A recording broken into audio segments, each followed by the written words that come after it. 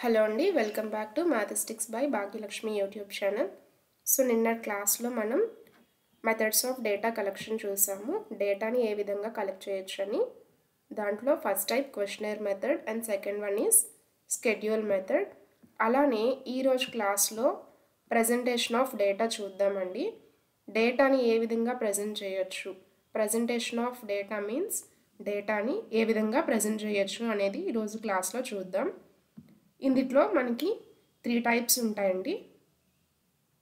So first one is textual presentation, next one is tabular presentation and last one is graphical presentation. ఈ textual presentation అంటే ఏదైనా ఒక data ఉంటే దాన్ని textual అంటే ఒక టెక్స్ట్ ఫామ్లో కనుక మనం చెప్తే దాన్ని టెక్స్టువల్ ప్రెజెంటేషన్ అంటారు. ఫర్ ఎగ్జాంపుల్, ఒక క్లాస్లో 50 మెంబర్స్ స్టూడెంట్స్ ఉన్నారనుకోండి, దాన్ని మనం టెక్స్టువల్ ప్రెజెంటేషన్లో ఎలా ప్రజెంట్ చేయొచ్చు అంటే number of students in class are 50 అని మెన్షన్ చేసుకోవచ్చు. సో అలా ఏదైనా in the form of text అనేది మనం మెన్షన్ చేస్తే దాన్ని టెక్స్టువల్ ప్రెజెంటేషన్ అంటారు. And the next one is tabular presentation. So మనకి నేమ్లోనే ఉంది, టాబ్యులర్ అంటే ఒక టేబుల్ ఫార్మాట్లో కనుక ఏదైనా ప్రజెంట్ చేస్తే దాన్ని టాబ్యులర్ ప్రెజెంటేషన్ అంటారు. ఈ టాబ్యులర్ ప్రెజెంటేషన్లో మనకి కొన్ని పాయింట్స్ ఉంటాయి. ఫస్ట్ వన్ ఈజ్ టైటిల్, అలానే next step, next caption, next one is body and footnotes and prefatory notes. So first one is title.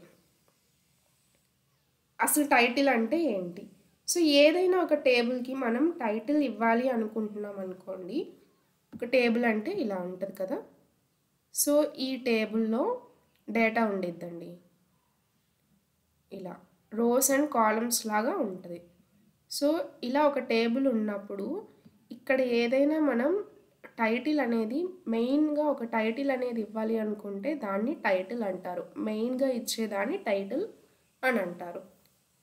So title తర్వాత మనకు ఉన్నది స్టబ్. ఈ స్టబ్ ఏంటంటే extreme left part of the table. టేబుల్కి ఉండే left పార్ట్ని stub అంటారు.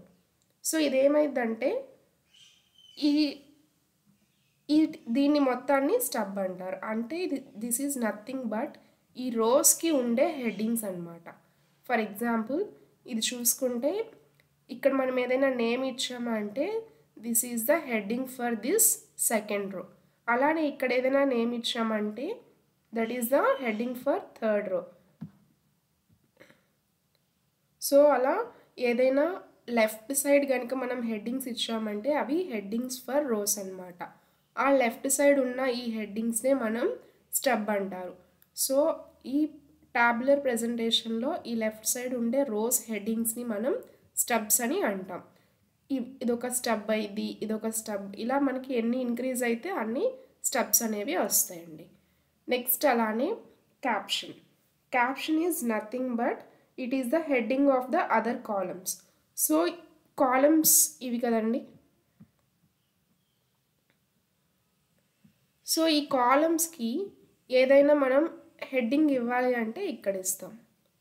So ఇక్కడ ఏదైనా హెడ్డింగ్ ఇచ్చాము అంటే దాన్ని క్యాప్షన్ అంటారు. Headings for columns are called as caption. అలానే headings for rows are called as stubs. ఇక్కడ ఏదైనా హెడ్డింగ్ ఇచ్చినట్టు నేమ్ ఇచ్చినట్టయితే దాన్ని స్టబ్ అంటారు. అలానే ఈ పైన ఇచ్చినట్టయితే దాన్ని క్యాప్షన్ అని అంటారు. నెక్స్ట్ వన్, సో మనకి ఇప్పుడు టైటిల్ అనేది అయిపోయింది, అలానే స్టబ్ అయిపోయింది, నెక్స్ట్ క్యాప్షన్ అయిపోయింది. నెక్స్ట్ ఉన్నది మనకి బాడీ. అసలు బాడీ అంటే ఏంటండి? The body is the principal part of the table. ఎక్కడైతే మనం రిలవెంట్ ఫిగర్స్ అనేవి మెన్షన్ చేస్తామో ఈ టేబుల్లో ఇక్కడ ఎక్కడైతే మనం వాల్యూస్ అనేవి మెన్షన్ చేస్తామో దాన్ని బాడీ అంటారు. Okay, next one is footnotes and prefatory notes.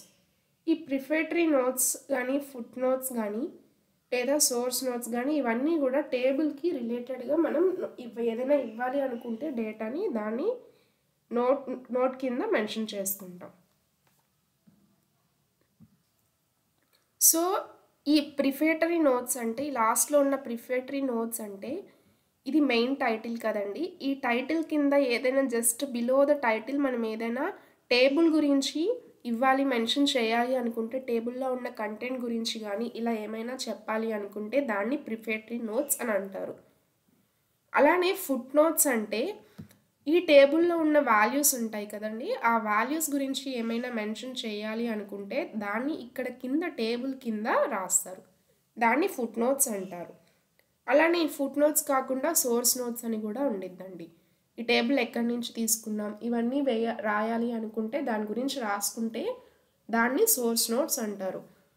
So ప్రిఫేటరీ notes means మనం మెయిన్ టైటిల్ కిందనే ఇస్తాం. మెయిన్ టైటిల్ కింద ఏదైతే సెకండ్గా ఇస్తామో డిస్క్రిప్షన్ ఆఫ్ ద టేబుల్, ఆ టేబుల్లో ఉన్న వాటి గురించి డిస్క్రిప్షన్ ఇవ్వాలి అనుకుంటే దాన్ని ప్రిఫేటరీ నోట్స్ అంటాం.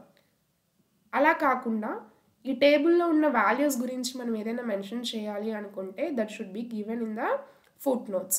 అది టేబుల్ కింద ఉండిద్ది, ఆ టేబుల్ కింద నెక్స్ట్ లైన్లో ఉన్నదాన్ని ఫుట్ నోట్స్ అంటాం. So this is all about tabular presentation. And the last one is graphical presentation.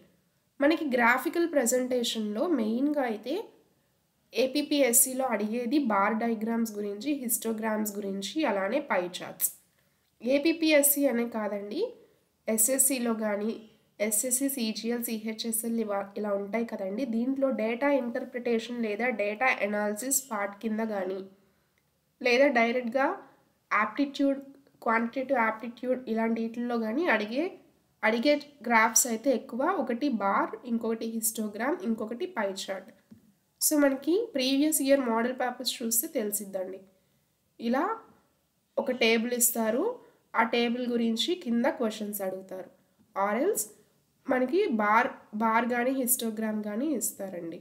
So ఇలా బార్ కానీ హిస్టోగ్రామ్ కానీ ఇస్తారు, దీనికి రిలేటెడ్గా క్వశ్చన్స్ ఇస్తారు. ఈ పైన కొంచెం డేటాని ఇస్తారు, ప్రతి బార్కి రిలేటెడ్గా కొంచెం డేటాని ఇచ్చి కింద మనకి 5 క్వశ్చన్స్ ఇస్తారు, వాటిని ఆన్సర్ చేయాలి, మల్టిపుల్ ఆప్షన్స్ ఇస్తారనమాట. సో ఫస్ట్ అసలు బార్ అంటే ఏంటి, హిస్టోగ్రామ్ అంటే ఏంటి, పై చార్ట్ అంటే ఏంటో చూద్దాం. బార్ డయాగ్రామ్ అనేది డిస్క్రీట్ డేటాకి యూజ్ చేస్తాం, అలానే హిస్టోగ్రామ్ అనేది కంటిన్యూస్ డేటాకి యూజ్ చేస్తాం. పై చార్ట్ అనేది మనం ఏ డేటాకైనా యూజ్ చేసుకోవచ్చు, మెయిన్గా అయితే డిస్క్రీట్ డేటాకే యూజ్ చేస్తారు. సో బార్ డయాగ్రామ్ గురించి చూద్దాం. బార్ డయాగ్రామ్ అండ్ హిస్టోగ్రామ్ రెండు ఒకలాగే ఉంటాయని చాలామంది కన్ఫ్యూజ్ అవుతారండి. అసలు బార్ డయాగ్రామ్ అనేది డిస్క్రీట్ డేటాకి యూజ్ చేస్తారు అని చెప్పాను. ఇది మెయిన్గా మనం ఎలా రికగ్నైజ్ చేయాలి అంటే చూడండి, ఇది ఫస్ట్ బార్ అనుకోండి, ఇది second one and this is third one. ఇక్కడ మీరు చూస్తే ఒక బార్కి ఇంకొక బార్కి మధ్య గ్యాప్ అనేది కనిపిస్తుంది. సో ఇలా ఎప్పుడైతే గ్యాప్ వస్తుందో that is called as bar diagram. అలా కాకుండా హిస్టోగ్రామ్ చూడండి. సో హిస్టోగ్రామ్ అనేది ఇలా కంటిన్యూస్గా ఉంటుంది, ఇలా కంటిన్యూస్గా ఉండేదాన్ని హిస్టోగ్రామ్ అంటారు.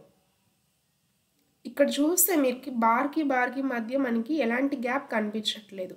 గ్యాప్ ఉంటే దాన్ని బార్ డయాగ్రామ్ అంటారు, గ్యాప్ లేకపోతే దాన్ని హిస్టోగ్రామ్ అంటారు. అండ్ పై చార్ట్ అనేది మనకి తెలిసిందే, ఇలా రౌండ్గా ఉండిద్ది. సో దీంట్లో మనకి పార్టిషన్స్ అనేవి జరుగుతాయి ఇన్ ద ఫార్మ్ ఆఫ్ పర్సంటేజెస్లో కానీ న్యూమరికల్ వాల్యూస్లో కానీ మెన్షన్ చేస్తారు, దాని కింద 5 క్వశ్చన్స్ అనేది ఇవ్వడం జరిగింది. సో అసలు డిస్క్రీట్ డేటా ఎలా ఉండిద్ది, అలానే కంటిన్యూస్ డేటా ఎలా ఉండిద్దో ఒకసారి చూద్దాం. చూడండి, డిస్క్రీట్ డేటా అంటే ఏదైనా ఒక సింగిల్ క్యారెక్టరిస్టిక్ గురించి వాల్యూస్ అనేవి ఇస్తే దాన్ని డిస్క్రీట్ డేటా అంటారు. ఇక్కడ ఎగ్జాంపుల్లో చూస్తే మార్క్స్ ఇన్ మ్యాథమెటిక్స్. సో మనకి ఒక ఎగ్జామ్ జరిగింది అనుకోండి, ఆ ఎగ్జామ్లో మార్క్స్ అనేవి ఇస్తున్నారు. మ్యాథ్స్ రిలేటెడ్ ఒక ఎగ్జామ్ జరిగింది, దాంట్లో వచ్చిన మార్క్స్ 34, 57, సో ఇలా అప్ టు 45 వరకు ఉన్నాయి. ఇలా ఏవైనా single value, single characteristic related values ఇస్తే దాన్ని డిస్క్రీట్ డేటా అంటారు. అలానే ఇక్కడ లిస్ట్ ఆఫ్ మార్క్స్ ఇచ్చారు, అలానే లిస్ట్ ఆఫ్ స్టూడెంట్స్ కూడా ఇచ్చారు. సో ఇక్కడ ఇది కూడా ఒక సింగిల్ క్యారెక్టర్ అనే చెప్పుకోవాలి. 34 మార్క్స్ వచ్చిన వాళ్ళు ఎంతమంది అంటే 5 స్టూడెంట్స్ అని చెప్పుకుంటున్నాం. అలానే 56 ఎంతమందికి వచ్చిందండి, 8 స్టూడెంట్స్కి వచ్చింది. అలానే 78 ఎంతమందికి వచ్చింది, 2 మెంబర్స్కి వచ్చింది. దీన్ని డిస్క్రీట్ డేటా అంటారు. అలా కాకుండా కంటిన్యూస్ డేటా అంటే చూడండి కింద ఉంది.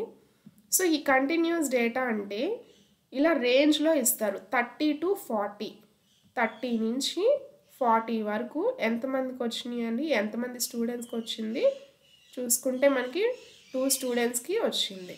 సో 30 to 40 రేంజ్లో 2 స్టూడెంట్స్ అంటే ఈ గ్యాప్లో 2 మెంబర్స్ ఉన్నారు.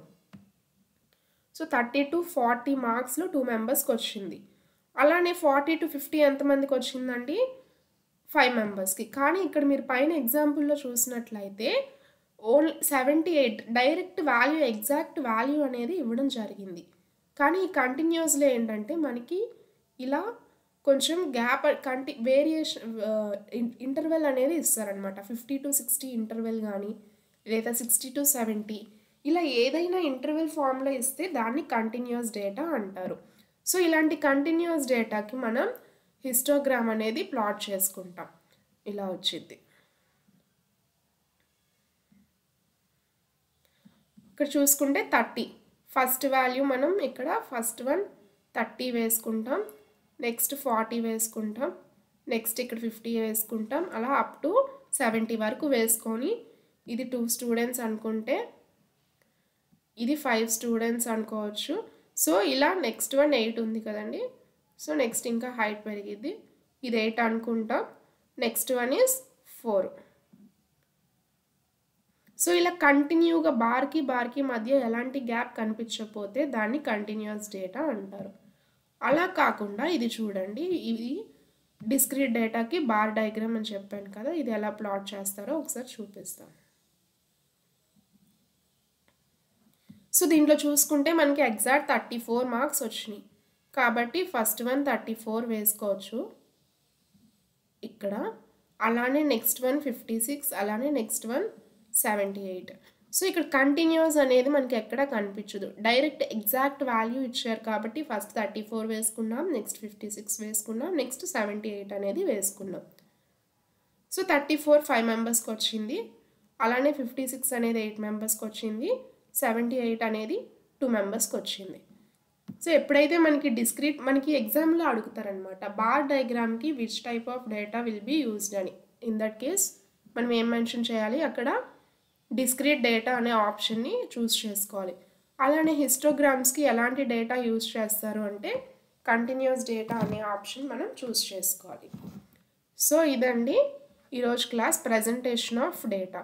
ఈ ప్రజెంటేషన్ ఆఫ్ డేటాలో మనకి 3 టైప్స్ ఉన్నాయి, textual presentation, tabular presentation and graphical. Okay, ఈ గ్రాఫికల్లో మనకి బార్ డయాగ్రామ్ ఉంది, హిస్టోగ్రామ్ ఉంది, పై చార్ట్ ఉంది. సో నెక్స్ట్ క్లాస్లో మనం problems on bar graphs, histograms అలానే పై చార్ట్స్ చూద్దాం. అంటే ఎగ్జామ్స్లో ఎలాంటి బ్యాంకింగ్ అయినా, ఎస్ఎస్సి అయినా, రైల్వేస్ అయినా, గ్రూప్స్ అయినా, సో ఇలాంటి వీటిల్లో మెయిన్గా అడిగే క్వశ్చన్స్ ఇవేనండి. బార్ డయాగ్రామ్ లేదా హిస్టోగ్రామ్ ఆర్ పై చార్ట్. ఈ మూడిట్లో కన్ఫామ్గా ఏదో ఒక క్వశ్చన్ అనేది ఇస్తారు. ఏదో ఒక గ్రాఫ్ ఇచ్చి దాని గురించి 5 క్వశ్చన్స్ అనేది ఇవ్వడం జరిగింది. సో నెక్స్ట్ క్లాస్ నుంచి అసలు మిస్ అవ్వకండి. ప్రీవియస్గా మెథడ్స్ ఆఫ్ డేటా కలెక్షన్ కానీ, డేటా అంటే ఏంటి, ఇవేమైనా చూడాలి అనుకుంటే మన ఛానల్లో వీడియోస్ అనేది ఆల్రెడీ అప్లోడ్ చేసాం, వాటిని ఒకసారి చూడండి. సో నెక్స్ట్ క్లాస్ నుంచి మనకి కంటిన్యూస్గా ప్రాబ్లమాటిక్ అనేది స్టార్ట్ అయిద్దండి. బార్ డయాగ్రామ్ గురించి క్వశ్చన్స్ ఇచ్చినప్పుడు ఎలా సాల్వ్ చేయాలి, పర్సంటేజెస్లో ఇస్తారా, రేషియోస్లో ఇస్తారా, ఇలాంటి మోడల్స్ అన్నీ కూడా డిస్కస్ చేయడం జరిగిద్దండి. సో వీడియోస్ అన్నీ మిస్ అవ్వకుండా ఫాలో అవ్వాలి అంటే మ్యాథమెటిక్స్ బై భాగ్యలక్ష్మి యూట్యూబ్ ఛానల్ని సబ్స్క్రైబ్ చేసుకోండి, సపోర్ట్ చేయండి. Thank you.